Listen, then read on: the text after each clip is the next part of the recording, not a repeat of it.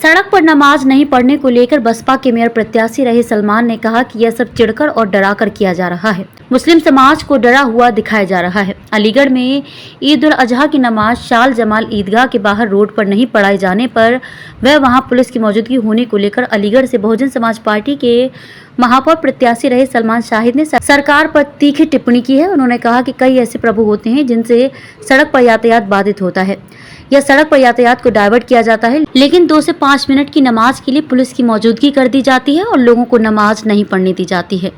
यह सिर्फ चिढ़ में किया जा रहा है। मुस्लिम समाज को डरा हुआ दिखाया जा रहा है।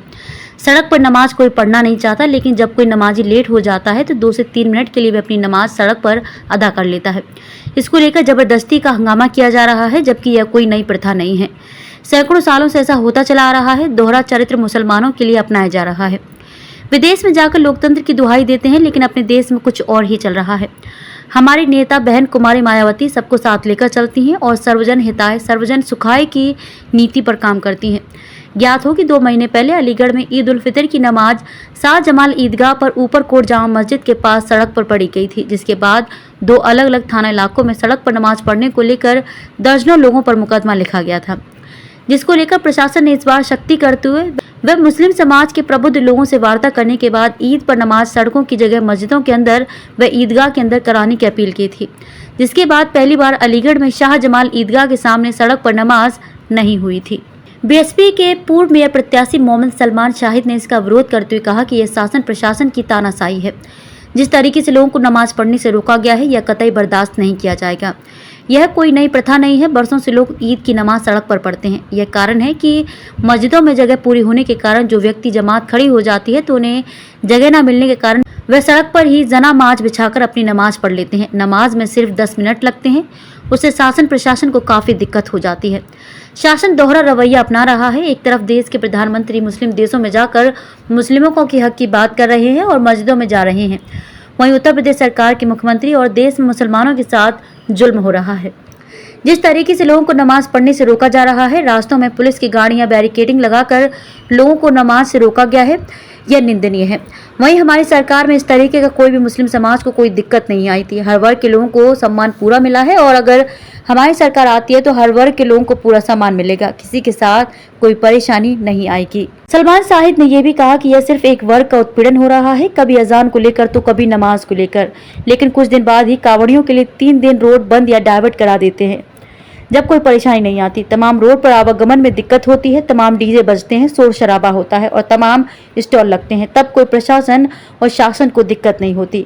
वहीं लाखों रुपए खर्च कर कांवड़ियों पर फूल वर्षा भी की जाती है, लेकिन एक बार के समाज के लोगों को 10 मिनट की नमाज से दिक्कत होती है। यह कौन सा रवैया है?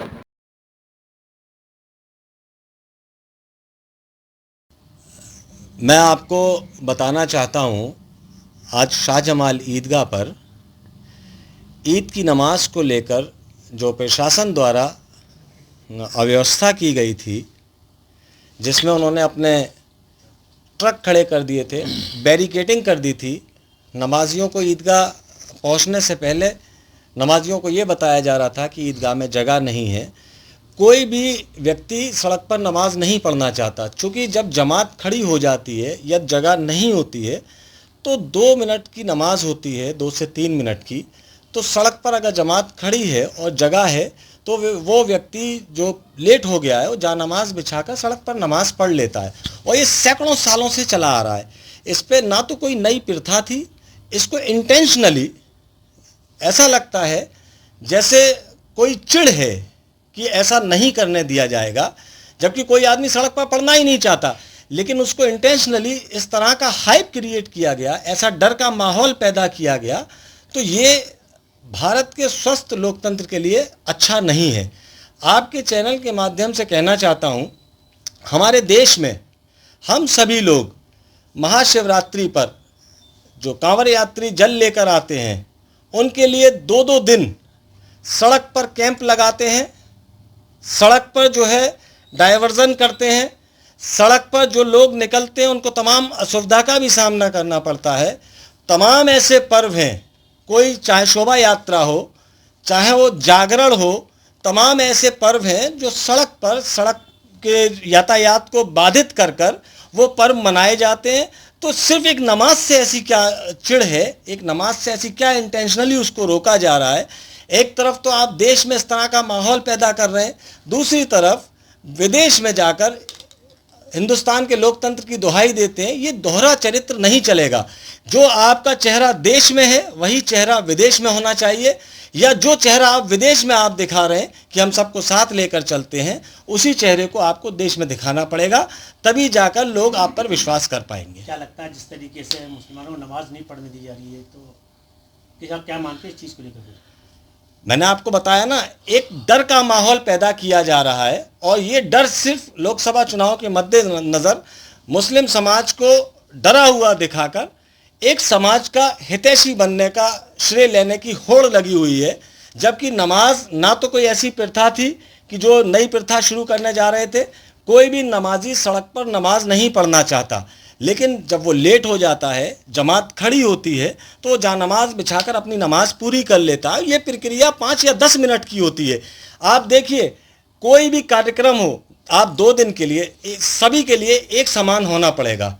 आप समान नागरिक संहिता की तो बात करते हैं, लेकिन आप सबको एक समान रख कहाँ पा रहे हैं? नियम कानून, न्याय, मदद सभी के लिए एक समान होनी चाहिए। क्या एक समाज को टारगेट किया जा रहा है? बिल्कुल किया जा रहा है एक समाज को टारगेट। एक समाज लगातार कई वर्षों से टारगेट हो रहा है, और इस तरह से जब तक आप एक समाज को टारगेट करते रहेंगे तो कहीं ना कहीं आप एक अच्छा लोकतंत्र नहीं स्थापित कर पाएंगे। किस तरह की आवाज़ उठाएंगे फिर आप? मैं अपनी नेता से लगातार अनुरोध कर रहा हूं, और माननीय बहन कुमारी मायावती जी हर मुद्दे पर लेकर मुखर हैं, और उन्होंने हर मुद्दे पर कहा है कि ये जो अन्याय हो रहा है इसको बहुजन समाज पार्टी नहीं होने देगी। हम लोग अपनी नेता से मिलकर आगे की रणनीति तय करेंगे। सरकार रहेगी तो लोग रोड पर नमाज पढ़ेंगे फिर?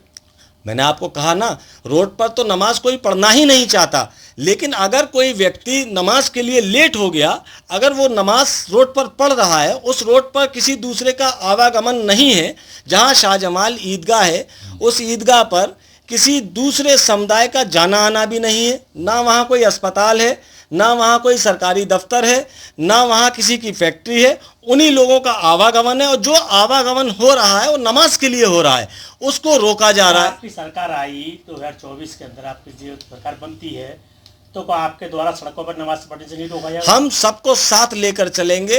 अगर हमारी सरकार या हम लोग सरकार में शामिल होंगे तो हमारी नेता सर्वजन हिताय सर्वजन सुखाय की नीति पर काम करती हैं, और हमारी सरकार में सभी वर्गों का, सभी धर्मों का, सभी जातियों का सम्मान बराबर है।